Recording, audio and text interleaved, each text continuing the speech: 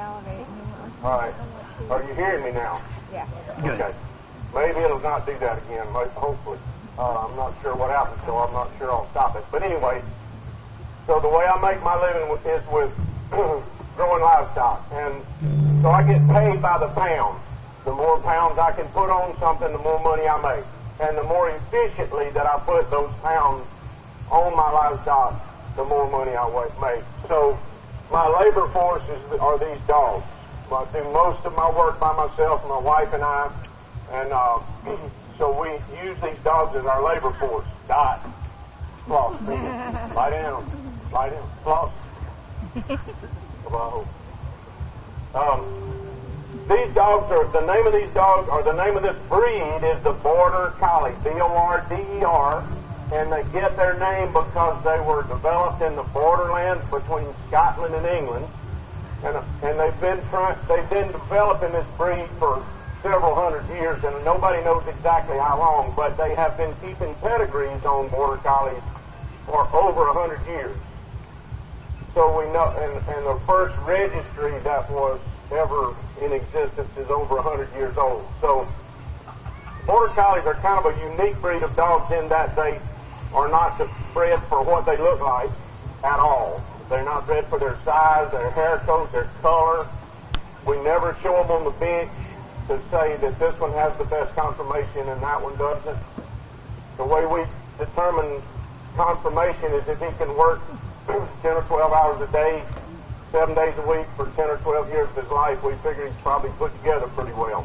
And if he can't, they wouldn't be bred.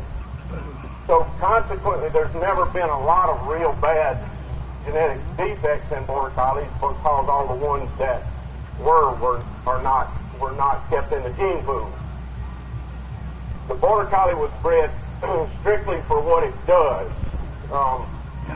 And I'm sure in the beginning some old farmer had a dog and who knows what bloodlines it was or what kind it was, and another one that helped him a lot, and another one down the road had one. They crossed roads, they selected the best ones out of them, and they kept doing that for hundreds and hundreds of generations until we have what we have here today.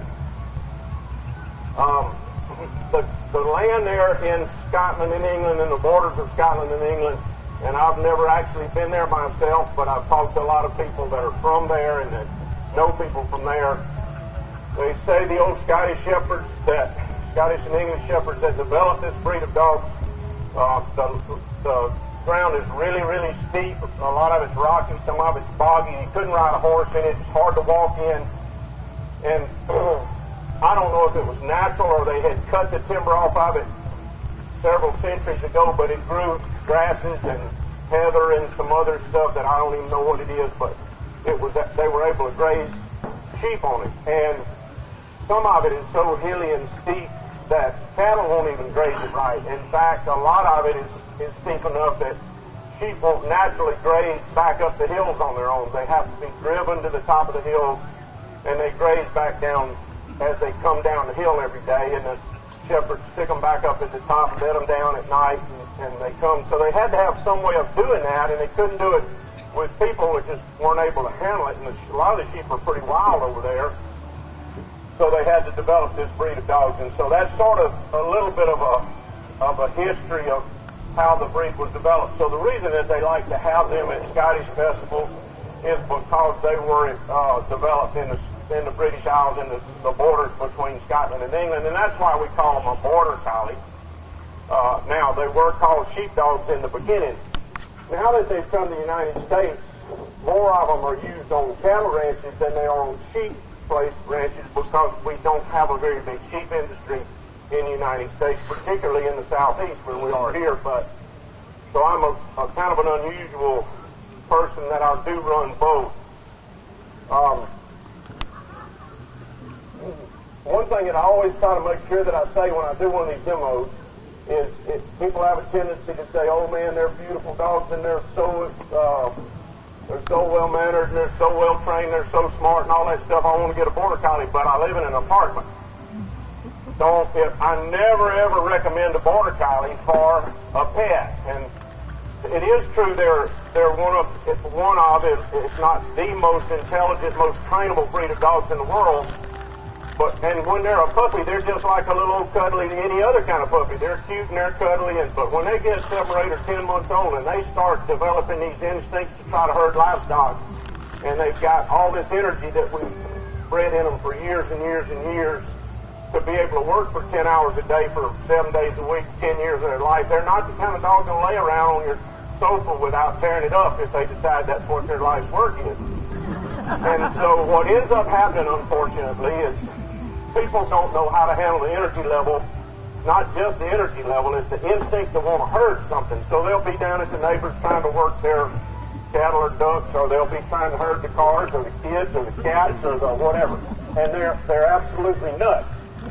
And if they don't have some way to use their energy level and their instinct to herd something constructively, they're going to get in trouble. I never leave a border collie somewhere that I'm not with them unless they're in a kennel or tied or where. I never leave them loose by themselves, without me with them. And most people can't do that with a dog. They want a dog that they can leave out and leave it alone. But if you're not with them to correct them about developing bad habits, they can get more bad habits than any dog you ever saw. So another thing about border collies is, although many of them are very good temperamented dogs, a lot of them are real shy-natured dogs, though. But if you think about it, if I'm on my farm up there and I've got one dog that loves people, but he's not very good at working, I've got another dog that doesn't like people, but it is real good at working. Which one do you think I'm going to breed? I'm going to breed the one that can work livestock, even though it might not have the best temperament. So consequently, there are some real quirky personalities within the breed. So because they're not bred for pets, those dogs would be taken out of the gene pool in any breed that was bred for pets because they wouldn't make good pets. But border collies are different. So, all right, I've got 3 dogs here right here today, and they're trained in 3 different sets of commands, plus I train them in whistle commands also. Dot is trained in a set of commands, and she's the long-haired one. I've got 2 short-haired ones and 1 long-haired, or she's a medium coat, really. And none of that really makes any difference to those sheep. It doesn't matter whether she's got short hair, long hair, or no hair, really. It doesn't matter whether she's big or little or pink with purple polka dots. Those sheep don't care, and those cattle don't care. It's how they work livestock.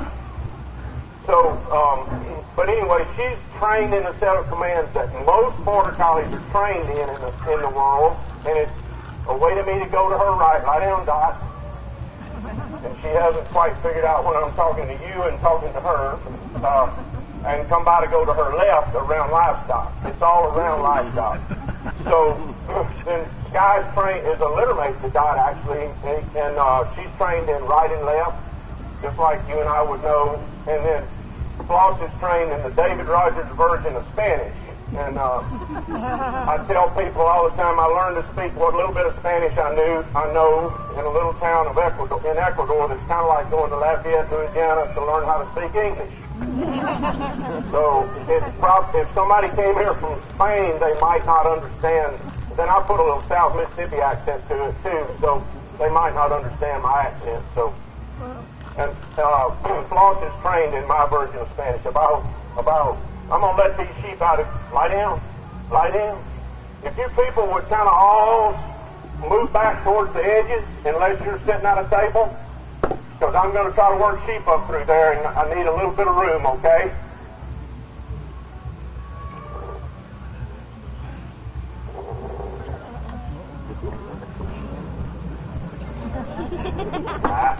Abajo, lie down.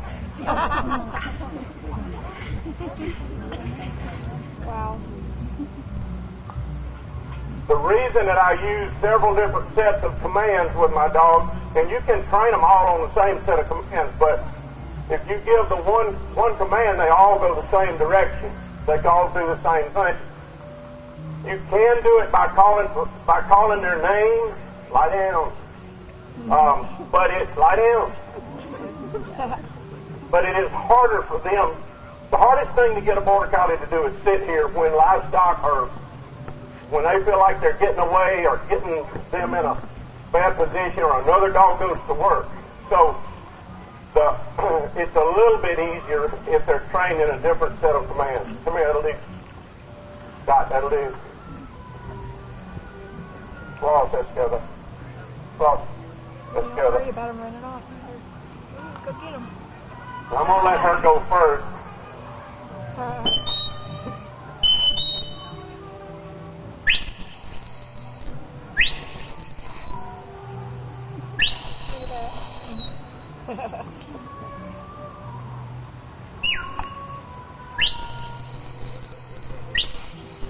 Abajo, floss, condition.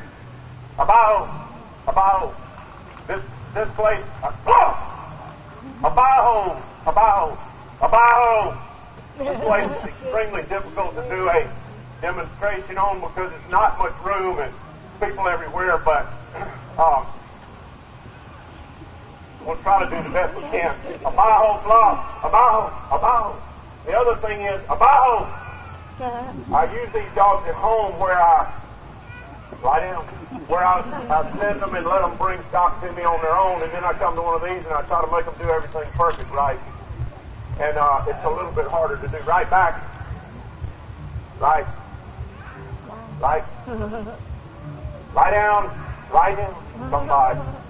So when I'm trained in different sets of commands, it at least doesn't give them an excuse to go when the other dog goes. Lie down, Dot. Lie down. Lie down. Lie down. Dot. Dot, lie down. Or is it just the dogs? Yeah. The sheep know it. Lie down, lie down. So once you teach a dog, there's a lot more to it than this, but once they learn their directions, it's kind of like when you were a kid and you used a magnet to push another magnet around. You put them in a particular place and then ask them to come on to their livestock from there, and that's how they move. The other thing, you remember I told you we've never selected border collies for what they look like. We select them for what they do. And there's two things that make a border collie different than any other breed of dogs. And one of them is their eye. They use their eye to move livestock as much as possible. They will bite, but we try to keep them like it's here. I don't see the dog rushing in biting, or they'll be run crowds. But and they lie down. They use balance also, which is kind of stock sense. So, come by. About.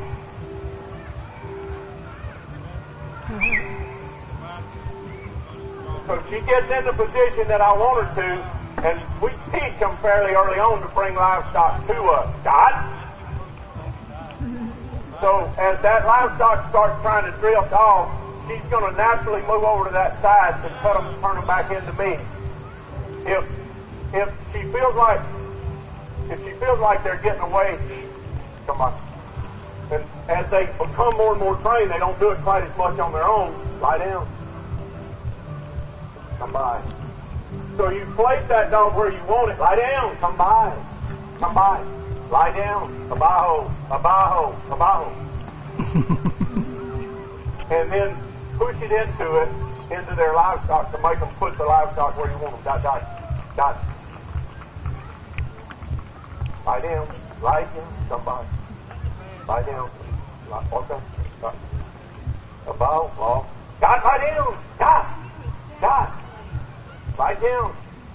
And for these dogs, this place is just like a little old bitty pasture that cattle are in or sheep are in, that they're afraid they're going to get to the edges and get into the bushes and get away from them. So they don't really want to let them get very far away from them. Let's go.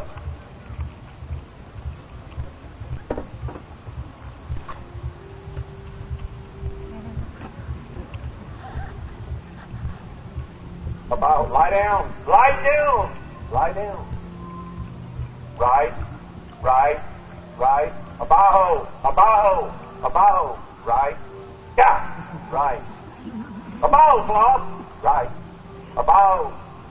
Come by. Come by. Right. Yeah. Right. Come by. So if you want to send one dog one place and one the other, if they're trained in different sets of commands, it's easier for them. Lie down. Come by. Come by. Abajo. Right. Lie down. Lie down. Lie down, Dot. Lie down. Abajo. Abajo. Left. Lie down. Lie down.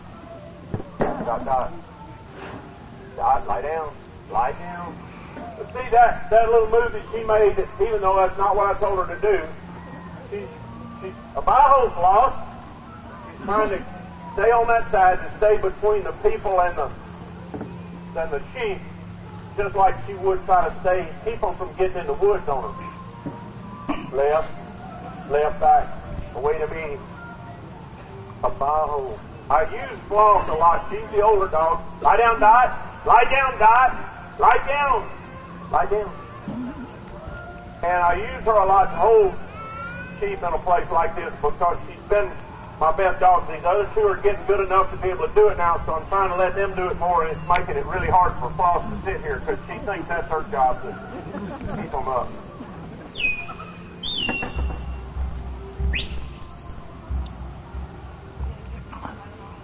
If y'all could back up towards the edges, I'm going to try to move some sheep up that way, okay?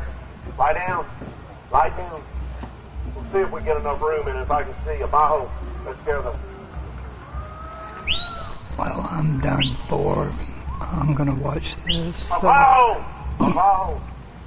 Hope you enjoyed. Bye.